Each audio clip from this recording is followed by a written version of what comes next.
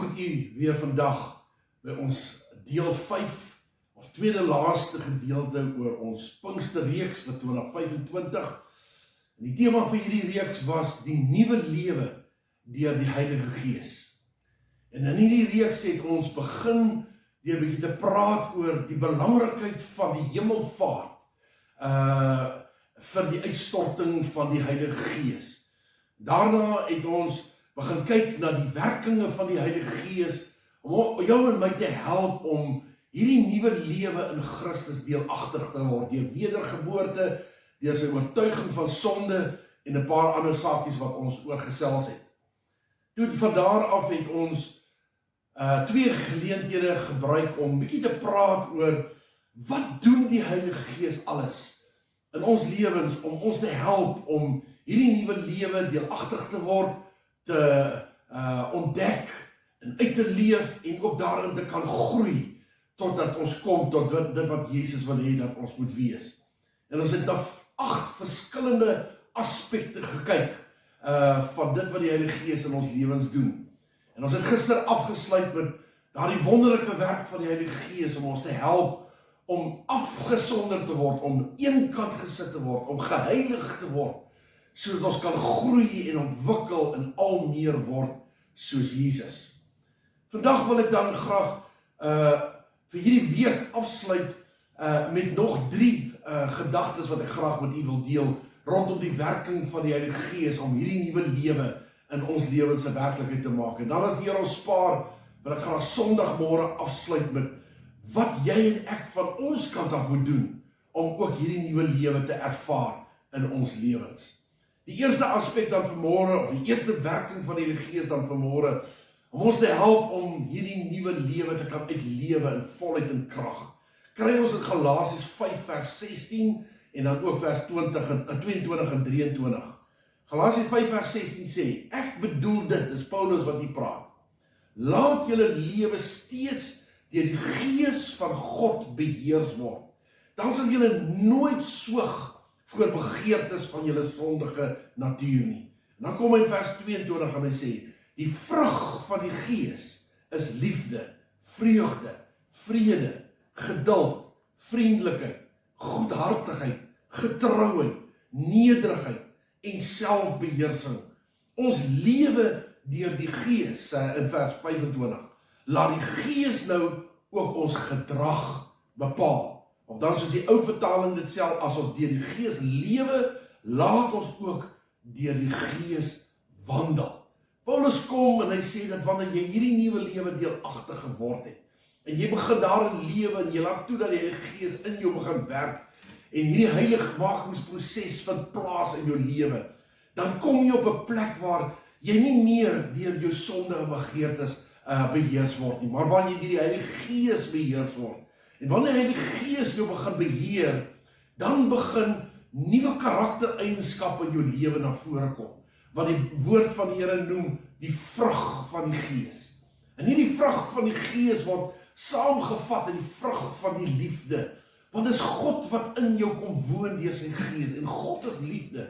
En hy begin daardie liefde in jou lewe manifesteer en openbaar, en jou lewe begin al meer gevorm word om gelykstaande te word aan die beeld van Christus. En die liefde van God begin al meer en meer in jou lewe na vore kom. Maar soos wat die vrug van die liefde na vore begin kom, dra dit ook ander vrugte in jou lewe, naamlik vreugde, vrede, geduld, vriendelikheid, goedhartigheid, getrouheid, nederigheid en selfbeheersing. Dis alles aspekte van die liefde van Christus wat in jou lewe begin manifesteer.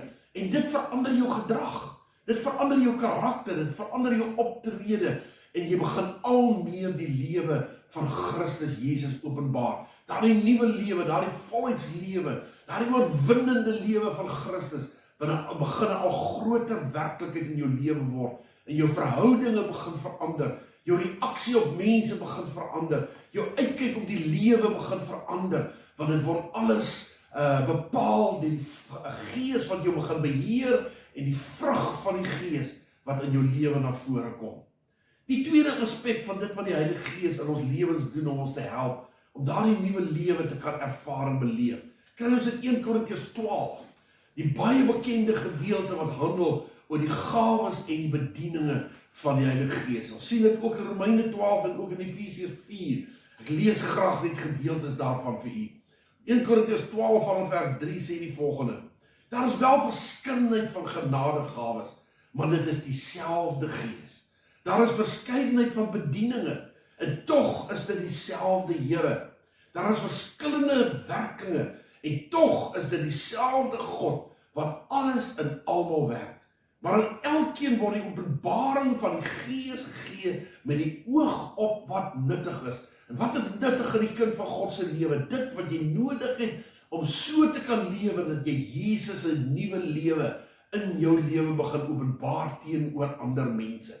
Want aan die een word deur die Gees 'n woord van wysheid gegee, aan die ander woord van kennis van wie dieselfde Gees, aan 'n ander weer geloof deur dieselfde Gees, aan 'n ander genadegawes van gesondmaking deur dieselfde Gees, aan 'n ander werkinge van kragte, aan 'n ander profesie, aan 'n ander onderskeiding van geeste, aan 'n ander allerlei tale, aan 'n ander uitleg van tale.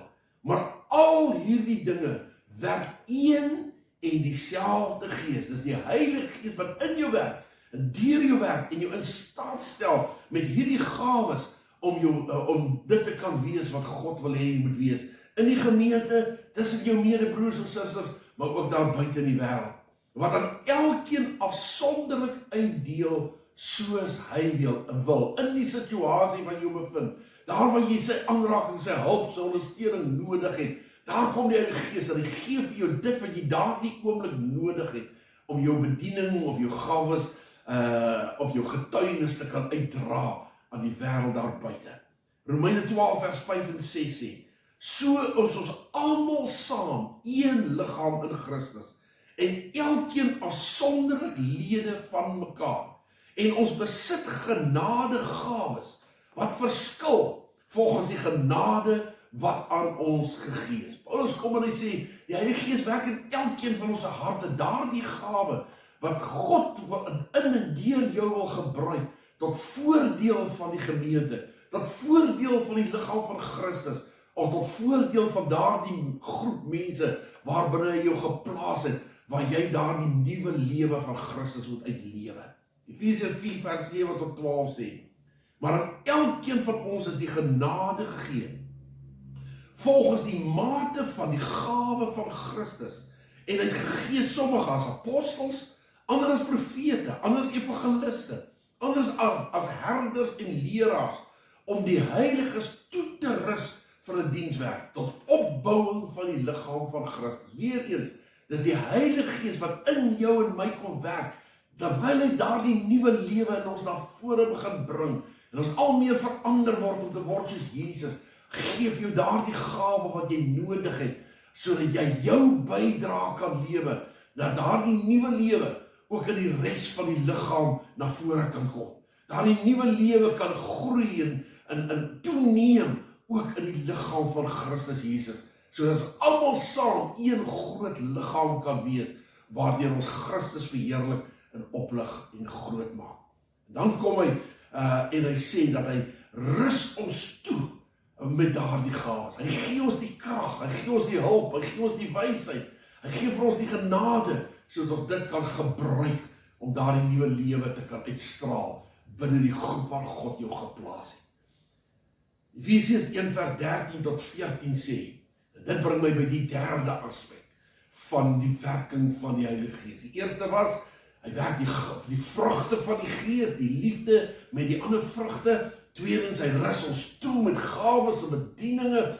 En dan derdens, Efesiërs 1 vers 13 en 14. Deur Christus Jesus het ook julle deel geword van die volk van God, toe julle die waarheid wat aan julle verkondig is, die evangelie van julle verlossing, gehoor en tot geloof gekom het. In Christus, luister hy, die Heilige Gees, wat deur God beloof is, julle as die eiendom van God beseël. Die Heilige Gees is die waarborg, dat ons ook verder sal ontvang, wat God beloof het. So die Heilige Gees kom, en hy word vir ons daardie seël, daardie waarborg, dat hy onderstreep die feit in jou en my lewe, dat ons kinders van God is, dat ons aan Jesus behoort, dat ons 'n ewige lewe het, dat daar vir ons 'n ewige heerlikheid wag, en hy kom waarborg vir ons, dat hy ons sal verander tot daardie dag wanneer Jesus kom, en dan sê die woord, as ons Jesus sien daardie dag, dan gaan ons finaal verander word, om te wees soos wat hy is. Maar die Heilige Gees is daardie waarborg, daardie verseëling, dat ons dit sal doen tot aan die einde, sodat Jesus se belofte ook in sy woord waar kan word, wat sê, die goeie werk wat hy begin het, dit sal hy ook klaarmaak. En dis die Heilige Gees se waarborg in jou en in my lewe. Daarom, onthou ons het in die begin ook daar gepraat, sê Romeine 8 vers 16. Hierdie Gees getuig saam met ons gees, dat ons kinders van God is. Dis die Heilige Gees se werk, om in jou en deur jou te getuig, en te vertel vir die wêreld, dat jy 'n kind van God is, dat jy kan deel wat in jou lewe plaasgevind het, en daardie nuwe lewe in volheid, in oorwinning, en in krag, en in heerlikheid kan uitlewe, omdat die Heilige Gees vir ons daardie waarborg is. Dit is vanmôre die 3 aspekte wat ek graag mee wil afsluit, wat hierdie werking van die Heilige Gees in ons lewens betref. Dit is regtig my gebed, dat die Heilige Gees ook geleentheid sal kry in jou en my lewe, om ons toe te rus met daardie gawes, dat die Heilige Gees, die vrug van die Gees in ons lewens na vore sal kan bring, omdat ons hom toelaat, om ons lewens te beheer. En dat ons voortdurend in oorwinning, en in sekerheid, en in geloof sal lewe, en weet, daar wag vir ons 'n toekoms, 'n heerlike verwagting, wanneer ons saam met Christus gaan wees, en daardie verwagting word gewaarborg deur die Heilige Gees. Baie seën vir u, mag die Here u baie ryklik seën. Sondagmôre dan, gaan ons vir oulaas kyk na, wat my en jou bydra is, om hierdie lewe in ons lewens 'n werklikheid te kan maak. Kom ons buig ons hoofde. Vader, dankie, dat ons vanmôre, dat hierdie reeks in hierdie week kan afsluit, met hierdie laaste 3 werkinge van die Heilige Gees in ons lewens. En ek wil bid, Here, dat u deur die Gees in elkeen van ons lewens sal kom werk, om daardie vrugte in ons lewens net al mooier, en al soeter, en al heerliker te maak, sodat die wêreld kan sien, ons behoort aan Christus. Maar Here, dat u ons ook deur die Gees sal toerus, met daardie gawes en bedieninge wat ons so nodig het in die kerk, in die gemeente, in die liggaam, sodat ons mekaar kan bedien, mekaar kan opbou, mekaar kan versterk en versorg, sodat ons almal saam kan kom tot die volmate van die volle grootte van Christus in hierdie nuwe lewe vir ons. En dankie Heilige Gees dat U in ons werk om ons daardie waarborg te gee, daardie sekerheid te gee, daardie vastigheid te gee, dat ons weet, dat daar vir ons 'n heerlike einde, 'n heerlike toekoms wag, want ons vir ewig saam met Christus sal wees.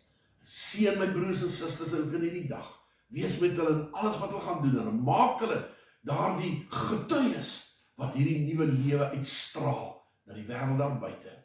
My gebed in Jesus naam. Amen.